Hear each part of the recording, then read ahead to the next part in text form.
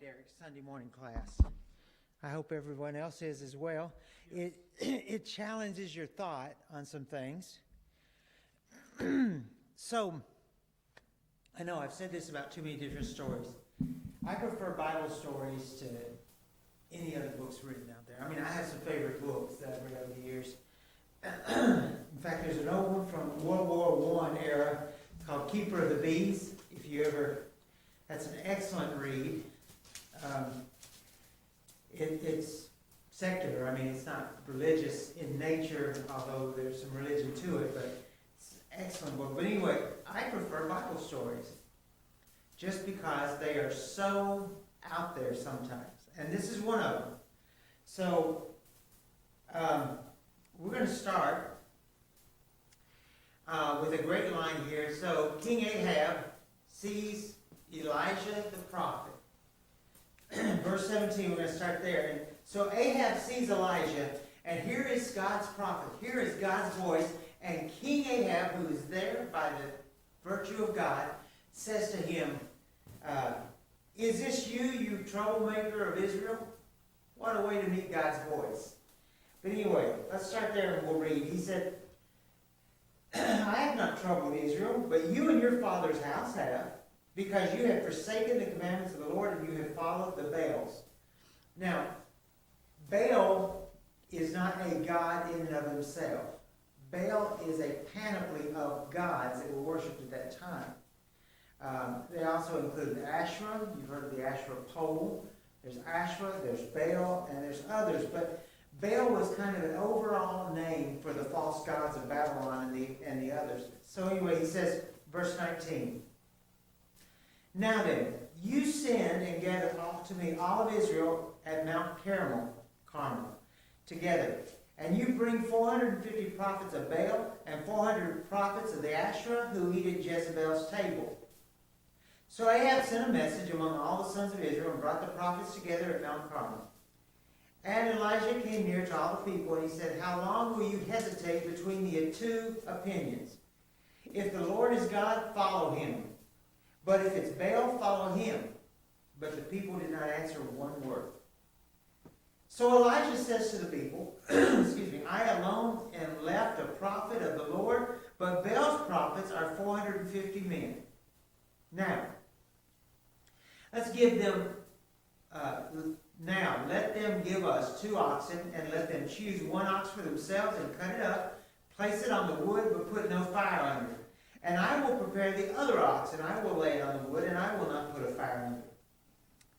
Then you call on, verse 24, then you call on the name of your God, and I will call on the name of the Lord. And the God who answers by fire, he is God. And all the people said, good idea. So Elijah said to the prophet of Baal, choose 1 ox for yourselves, prepare it first for you, and you prepare it first for you or many, and call on the name of your God, and put no fire under it. So then they took the ox that was given them, and they prepared it, and they called on the name of Baal from morning until noon, saying, O Baal, answer us. But there was no voice, no one answered. And they leapt about the altar which they had made. It got to be about noon, and Elijah mocked them, and said, now see, here's a great line. So here is God's prophet, and he starts making fun of the priests of Baal and Asherah. He says, call out with a loud voice, for he is a god, but either he's occupied or gone aside or on a journey, or perhaps he's asleep and needs to be awakened. So they cried out with a loud voice, and they cut themselves according to their custom with swords and lances, until the blood was gushing out of them.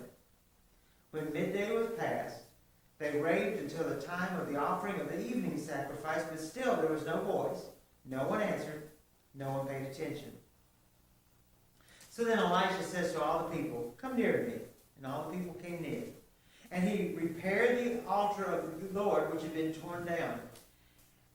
Elijah took 12 stones according to the number of the tribes of the sons of Jacob, to whom the word of God had come, saying, Israel will be in your name.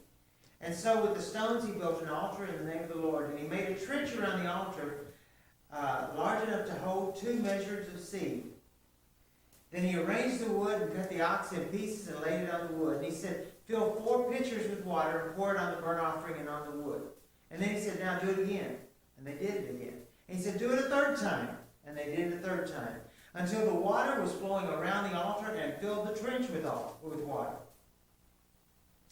So at the time of the offering of the evening sacrifice, Elijah the prophet came near and said, O Lord, God of Abraham, Isaac, and Israel, today let it be known that you are God in Israel, and that I am your servant.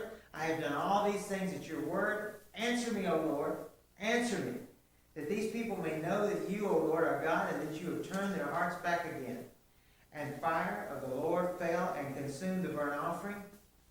And this is great. Consume the offering, consume the wood, and the stones, and the dust, and licked up the water in the trench. So when the people saw it, they fell on their faces, and they said, the Lord, He is God, the Lord, He is God. And Elijah said, seize the prophets of Baal, did not let a single one escape. They seized them, brought them down to the brook of Kishon, and slayed them there.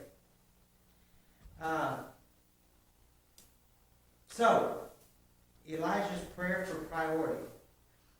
That's just a great story. I mean, don't you wish sometimes that we could say, God, would you just give them a sign and make it a big one? Unfortunately, or fortunately, God has said to us in this time, how does God respond when we say we need a sign? You have them already. You've been given your signs. You're not getting any more. That's it. So that means that we have to act on the written word, but also on faith. At this point, enough signs have been given. John was saying he just read the book of Job recently, and I said, there's just, that one's full of things that people in our day don't understand, but fire-breathing dragon, brontosaurus, some sort of sea monster, the Leviathan. The Bible is full of these things, and Job being one of the oldest stories in the Bible, by the way, it would have happened in the early days of creation, or after creation. But Job is sitting there, and God starts throwing out things that we still cannot totally explain today. Where does the ocean go at night? What causes that to happen? Now science has said, well, the moon causes it to ebb and flow and all that. Okay. But you think about it in his time when God says, you don't know where the eagle puts its nest. You don't know where. And God goes through these things of science and these things of creation, and we look at it now, 8,000 years later, and say, that's amazing. But He's given us what we're going to get. So anyway, jump ahead. I forgot I put all the verses in.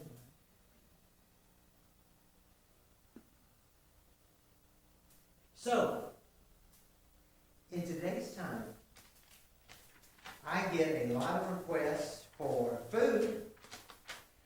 I get more requests for money. Would you guys just pay my bills for me? I get that a lot, nearly daily. But there's not a lot of people asking the church to help anymore.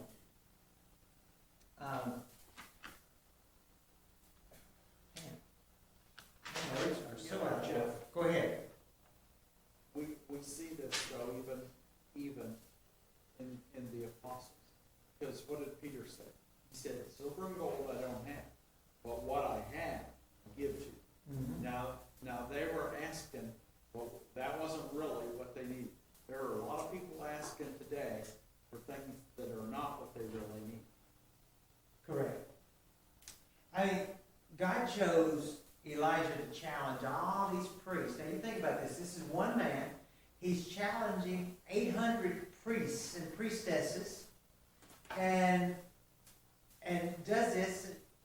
I wish we could have somebody like that in today's world that could do that.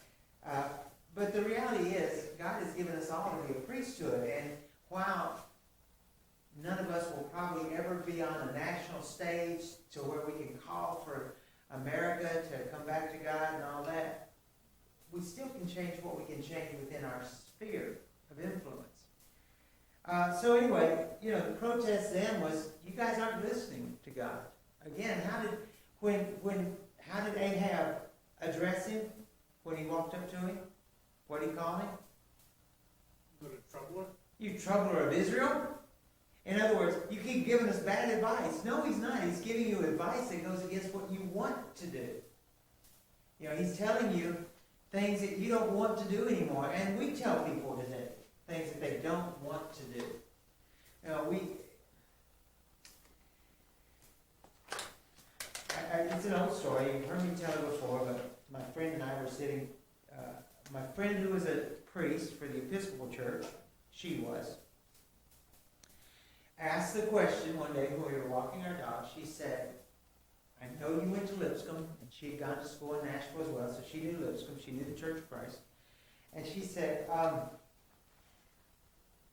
where do you stand on homosexual leadership in the church? In churches today? And I said, I'm for it. And she said, what? You are not. I know what you guys believe. And I said, well, why are you asking me? Well, because we're facing that. What do we do? And I said, I wouldn't do anything if I were you. You guys don't do that. And I go, oh no, we don't do that. We don't believe in it for ourselves. But I said, Harold, you have taken God's word and made it fit what you want to do. You want to be a priest.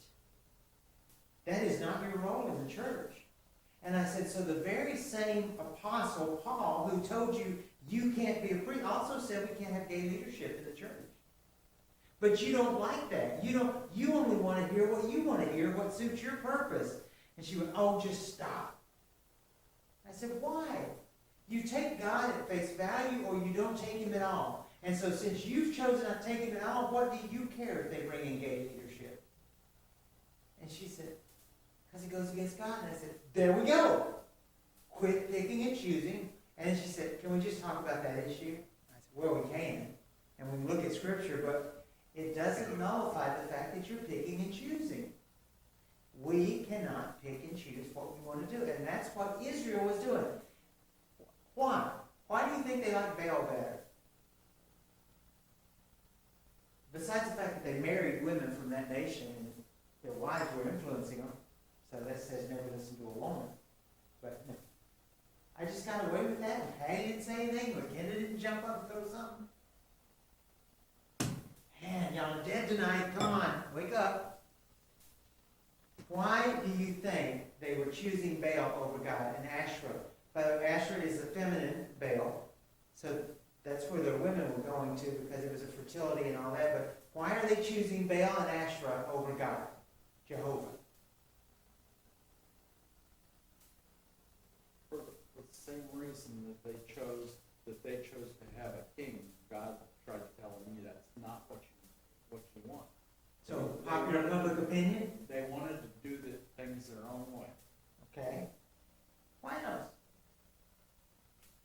I don't think they got any pushback from that. No pushback. They could do what they wanted to. No rules were set. Okay. When in Rome, do as the Romans. Which was a very big problem with the Greek church, Christians. Yes, Lee? They were like, other lands have a king, why can we? I think there's even some worship issues here with style of worship. And do we have that issue within the Church of Christ? Sure. People say, well, you're not modern enough, you're not exciting enough, whatever. But godly worship in their time was the priesthood set aside, and the priesthood would sacrifice for them and all that. But Baal worship was much more entertaining. If you look at what they did, they're jumping, they're banging on instruments, they're making all this noise, they're cutting themselves. That's more fun to go watch than some priest in his clothes just slicing the throat of an animal and throwing it on the fire. Come on, it's more fun. There are a lot of reasons people choose something other than the biblical God. There's a lot of reasons. Huh? Entertainment. Entertainment's one of them. Social justice over, choosing what they think is social justice over godly justice. Just so litany of them.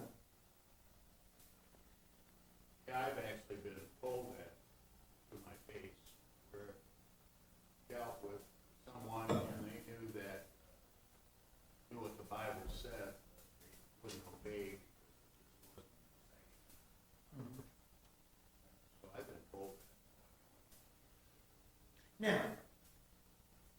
there is room to change our worship style.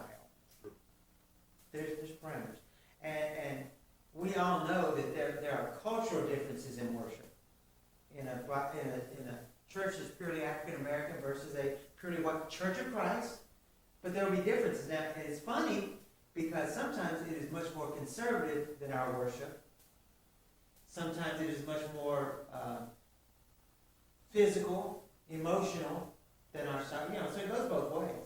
Church in Haiti, it's night and day over here, but it's still biblical. So there is room for change within our worship styles. I gotta tell you, growing up the way I did, and in churches in the South, I would like to see our worship more emotional. I would. But that's just a style difference. And it doesn't change anything of the worship. It's just style.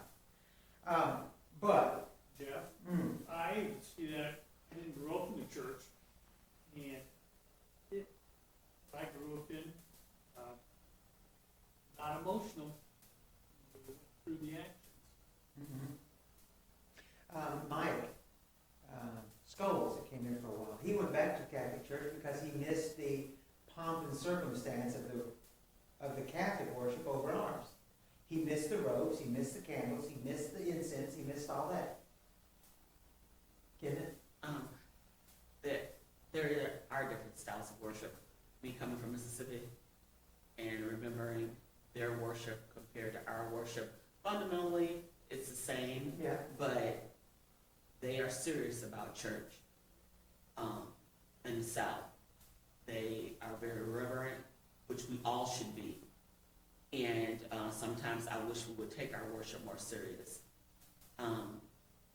One of the things, our children, we kind of, let our kids stay in worship and do whatever they want. In the South, I remember if your child acted up more than what they thought, now mind you, it was controversial. A sister of the church, I remember Sister Beeman, she was one. You made she come and get your child because you weren't moving quick enough. She come and get him, she was like, I'll take him and take him back because this is disruptive. And that can be controversial. You can do that to someone. I wouldn't dare do that to a visitor. You should have a relationship established before you do that, but she didn't care. And they will come back. So yeah, it's different. Yeah, it is, and I've taken other people's kids out. Now, that even happened here, actually, years ago when we were here. The Butts family. Craig was working. Shelley got up, because Alice and I would sit, about where Kendall was, I think. And Shelley was in the back row across from me. She jumped up, comes dragging one of her kids to me and says, take this boy out and beat him. And I said, why? She said, just do it. Okay? I took him out and I said, I don't know what you've been doing, but if your mom is mad enough to tell me to spank you, you need to knock it off. And I spanked him. I paddled him. Now today, I'd probably go to jail for it, because that's the world we're in. But one of the changes I saw growing up, you talk about Southern churches, the ladies had their hats on, they had their dresses, they had white gloves on, you dressed up, and the men all had suits on. And when we started dressing down in worship, we also started getting casual in our worship, in our reverence. Now, you can argue that point, if you want to. But I just said, in my lifetime, I've seen worship become very much more casual. God's still God. Did you bring kids? Okay. They're in the library. That's where they're supposed to be. Liam's supposed to be in here, but the other two are supposed to be, in the nursery with Mom. Okay. She's got all the kids tonight. Well, that's true in the business world. Here in America, it's become much more casual, and they always told us, if you go to Europe, you better have a different suit for each day you're over there, because the style over there, it's suit and tie. Our church in Germany was very dressy, very formal, but, so anyway, worship is can be just a sign of our reverence towards God, how we participate, how we worship. But there's other things, like I said, there's other things in the world. People are not seeking out God for prayer help. To disregard the power of prayer is to make God non-effective in our lives. If you ignore him, you dethrone God in your life. You've taken him out of that equation. God still has the power, clearly. I'm not trivializing God here with this, but what happened to Tinkerbell in the Peter Pan story? You remember? A tragedy happens to Tinkerbell because of something that's happening in the world around. What was it? Oh, y'all are sad. You don't remember? Libby, you remember? People stop believing in fairies. People started to die. That's right. Nobody believed in fairies anymore. And when they quit believing in fairies, Tinkerbell was dying. And it wasn't until kids started saying, we believe, that she got her power back. Now, I'm not trivializing our God.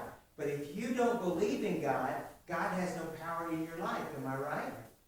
If you don't believe he has power, he has no power. Again, I've worked in nations where there's voodoo and animistic worship. Those people believe those things are real, and so Satan uses those things to be real. I had a big discussion with a preacher locally about that the other day, and I'm like, there is power in voodoo if and when you believe that voodoo works. There is no power in God if you believe God doesn't work, because God lets you wander around in the dark on your own, right? It's not that God's not there. It's not that God's lost any power. He's not Tinkerbell. But if you don't believe it works, he's not going to work through you and in your life. And God is not 911. You can't disregard God and all of a sudden say, help me with this, Lord, and then start disregarding him again. He knows, like he knew Pharaoh's heart, he knows your heart. If you're not sincere, he's not going to jump to your rescue in that moment, unless he thinks he can change you. So anyway, priority times come. We have to set goals. If we want to have purpose, we have to seek purpose. And we have to change. But God will be God. God is going to be God. God is going to do his thing. Elijah protests about that. Do I have that there? No. Elijah protests, God will be God. God will be God. Every man there, whether he's behind a pulpit, a plow, a desk, whatever, has to decide, are you going to let God be God? Or are you going to let the world run your life? So, it's amazing to me, we will get recommendations from people in the church. You've got to watch this show or this movie. All right? And then we will start watching it, and we have to turn it off because the language is so bad, or the amount of nudity or sex is so bad, and we're not watching that.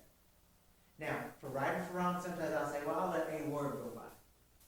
Not turn the show off because of a word. But we started watching something that was recommended to us today, and I'm telling you, the F word was flying nonstop. And I'm like, how can you sit and listen to that? Or listening to God's name being used in vain in such a clear and horrible way over and over again.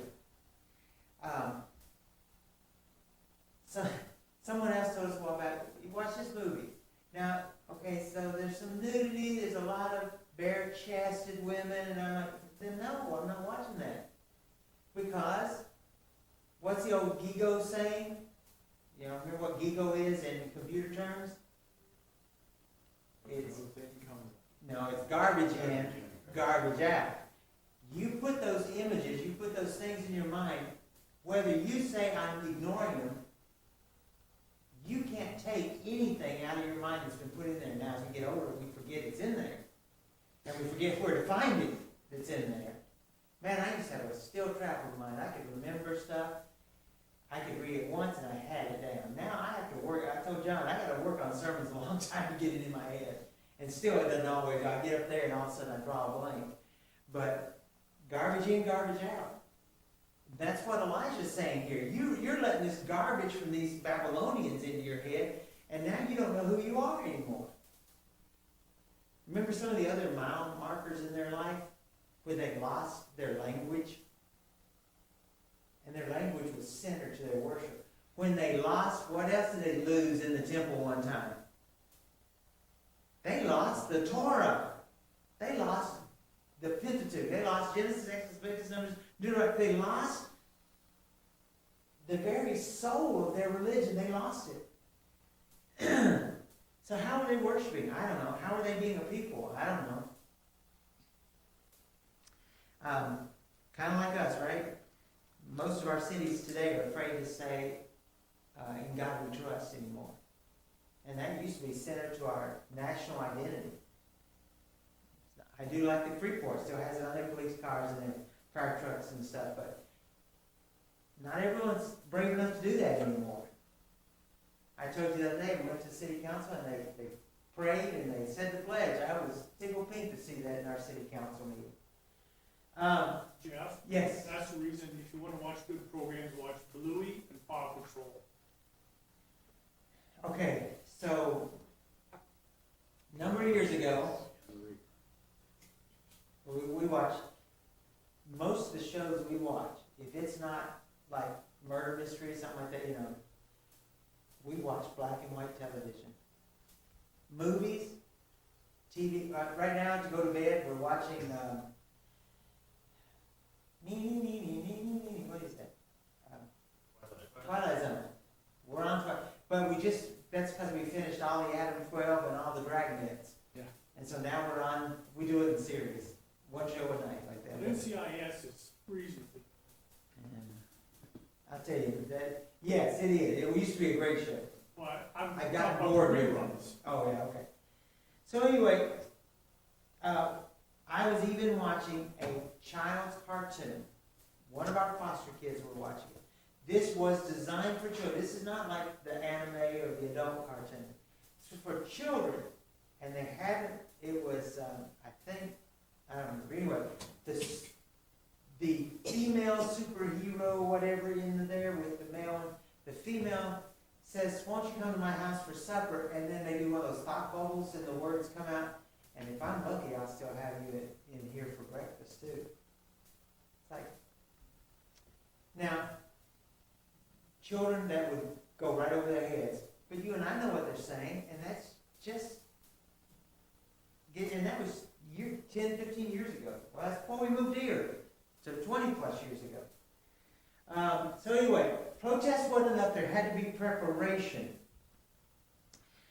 There had to be something more positive. So Elijah does a big motion here to show. I mean, he let them. So Elijah gave Ahab and his people the edge. He let them pray first. He let them pray longer. He let them say all they wanted to say, right, with these false gods. And then he even made fun of them. Do it a little louder. Now, one thing you need to understand about Baal worship and Asherah worship, it was not unusual for them to bang on gongs and drums to wake their God up. I didn't know gods took vacations. You know, I guess you had to wake him up in Florida or something, but that's what they did. So he lets them go through that. He makes fun of them. Maybe he's asleep. Maybe he's on vacation. Maybe he's too busy. Once they wore themselves out and done everything they could think of, and their God is still silent, he waits until they've given up hope. These guys have bled themselves until they're too weak. They've shouted themselves so they got no voice left. It's nighttime. It's about 6 o'clock in the evening, I believe, 4 or 6, I don't remember, but it's going to be in that time of the evening, and then he steps forward. So, if you want to, one of the big points about tonight's lesson is, if you want God to answer you, let go of your small g gods in your life. Got to let go of everything else that has become a god in your life. If your career is overarching, then you need to change your mind about it. Now, I think about my career, I think about Ben's career. There are moments in our lives where our career has to take center stage in that moment.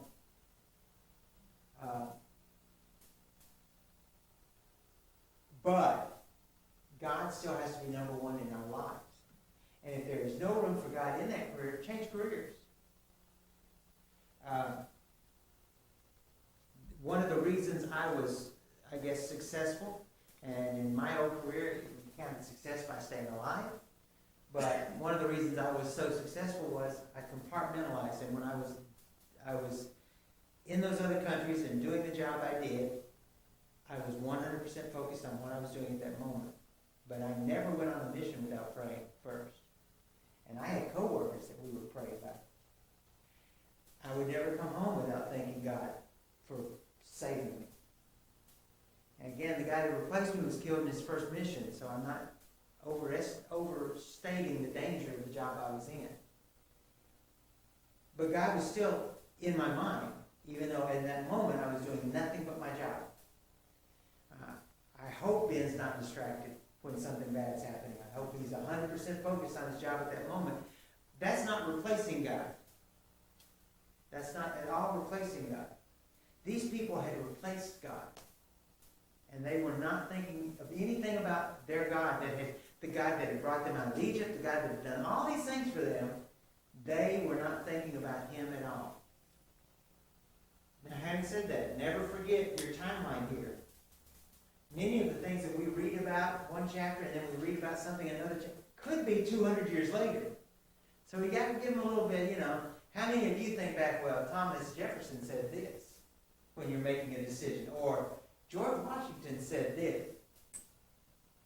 We don't think back 200 years either and say, I'm making my decision because of this. That's history lessons. Again, what's the saying about history? Those that forget are doomed to repeat it. So that's what we can learn from them. So anyway, to hear God, you've got to let go of other gods. Did I hear a voice or a call? So think about Elijah. His confidence is returning. He's walking around with these high priests. He's daring them. He's challenging them. He's waiting. He found peace. Why could he have peace in the midst of all this maelstrom of action and the fact that he's about to try and call God down fire? And God hadn't told him that he would do that for him yet. So how does Elijah have peace in the midst of this maelstrom? His priority is God. Priority is God, which means he knows he has the right to ask God. And he also knew that he knew in general what God would do to him to prove the point. Yeah. And if we look at the next chapter, we also see that he had frailties. As great as he was, Yes, he did. he still was human. Yep. And we are too. Yeah. We are too. We need to acknowledge that. You will be much more effective in friendship evangelism when you acknowledge, I'm not perfect. I've messed up. I was going to say, if we look at the next chapter, we'll see the need. There's a time we need to be rested, have proper nourishment, a proper attitude. Without those, life's going to be difficult, whether you say you believe in God or not. You got to wonder, had fire come from the heavens when they were praying to Baal? Because surely Baal had not been answering them regularly before this. And you got to think of the mindset of the time, though. If they had a successful crop, then it's because they prayed to Baal and Baal gave them fertility. Or if they had children. Okay?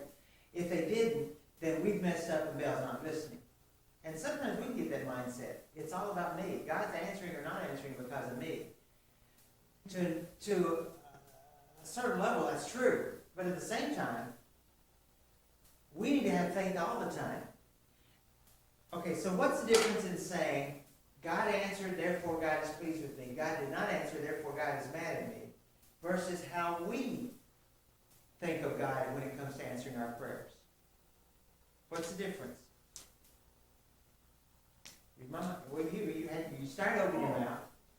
Well, we don't always know his priority. I think of it as my parents. When I was a youngster, there was things I would either ask for or want to do. Sometimes it was yes, sometimes it was no. Or before I got my little green car when I was about 5 years old, it was answered. But they, as my parents, knew what was best, so God knows what's best for us. How? We see this, for instance, when you look at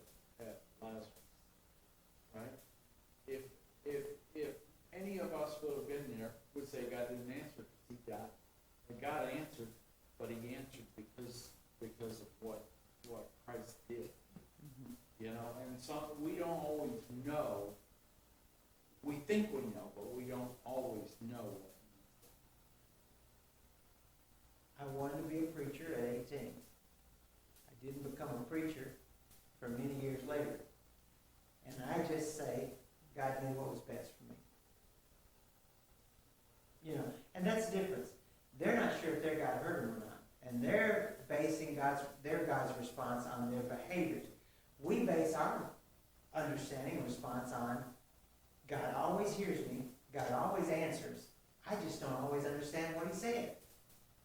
And sometimes, again, you don't understand for years what God was doing. And sometimes you probably never do. But you still have to go with, I don't know why he apparently said no, but I trust him. Because no could be maybe. Maybe later. Anyway. Okay, so. Liam, you want to go ring the bell?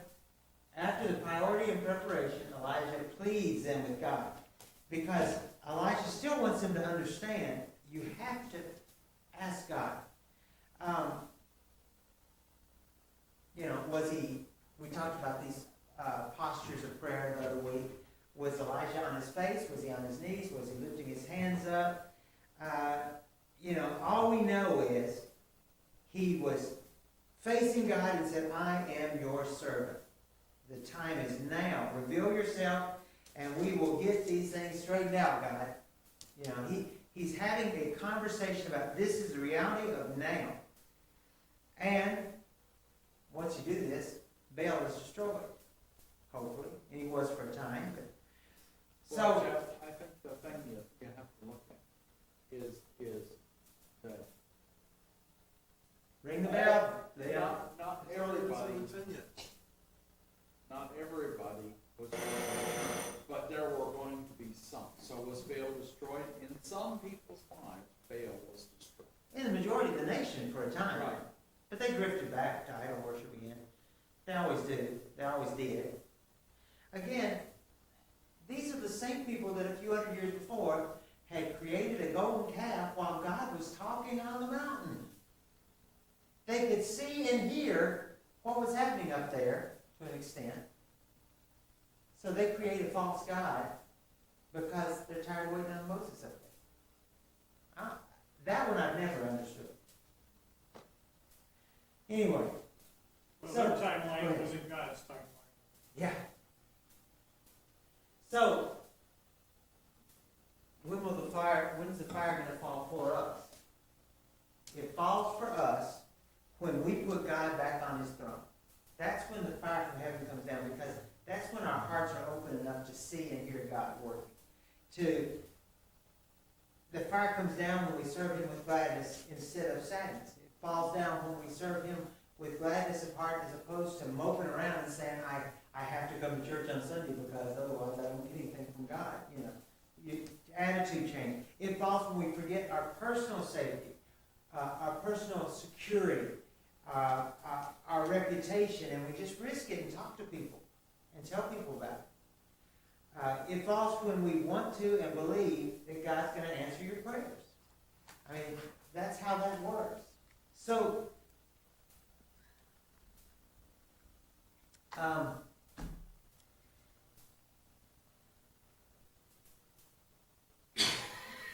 had another note here to remind me about the story, and I forgot totally what the story was. Don't give up. No, I give up. Anyway, kind of wrap this up. Let your prayer be that God, let my life be your fire. Let other people see me working. Let other people see through me. And we talked about McKenna and Ben the other week. I know people see God through their lives, through things they say and do, because people tell me. Well, it's usually not good when they tell me about McKenna, but I mean, no. People tell me that. Sydney's stepdaughter tell me, how much she appreciated the church sending Ty those flowers. People see action, see more than our words. So just be the conduit for fire. Kenda, and then I think Hal. And the reason I do what I do at school is really to glorify God. set a good example to let people know there needs to be more kindness in the world because this world is evil. I've had a very hectic week with interviews and news stations trying to reach out. And one of the questions that the state asked me was, what do you bring to your job that helps you? And I said, I think that I bring empathy to my job because the family dynamic today is totally different than when I grew up. Kids really struggle, and I see that. And that's where I make the connection. I said, if we don't build relationships, which some, teachers could care less about building, then it's all about the relationships in life with students. That's what makes my job effective, because I build relationships. And the two teachers that nominated me said that, they'll come to Miss Brown before they come to me, because they know that Miss Brown has better heart than I do. I'm pretty strict, but Miss Brown kind of listens, take them out in the hall. And I didn't see a lot of my work, and a lot of my work was, for years, was never ever said anything about. And the teachers that saw that work said, nobody says a peep about you putting up stuff. They're like, they've got to recognize you at some instance. I said, I don't do this for anything. And it's embarrassing, really. It's very overwhelming to be recognized. It really is. You go in front of all the teachers at an assembly like I did today, and I just had my head down. I'm just like, I'm thinking, this is a lot. But it's really to glorify God. That's the thing. And the superintendent said, you might have to speak maybe at an assembly. And I was telling the football coach, Mr. Devin, who I know well, he came to our house every morning to eat breakfast with my brother. So we have a good relationship at school, so I told Mr. Devin, I said, if I speak in an assembly, I'm gonna bring in prayer. I'm gonna say I pray for our school. And I said, they might not wanna hear this stuff. And he said, oh, they're gonna cut your mic. He said, I know they won't, but he was like, they don't wanna hear that. I said, well, I have to be honest. I'm just gonna say I pray for our school, and I pray for our safety, and I pray for our administration, and I do. And some days when I forget to pray, that's when I have a bad day, when a student tell me to get out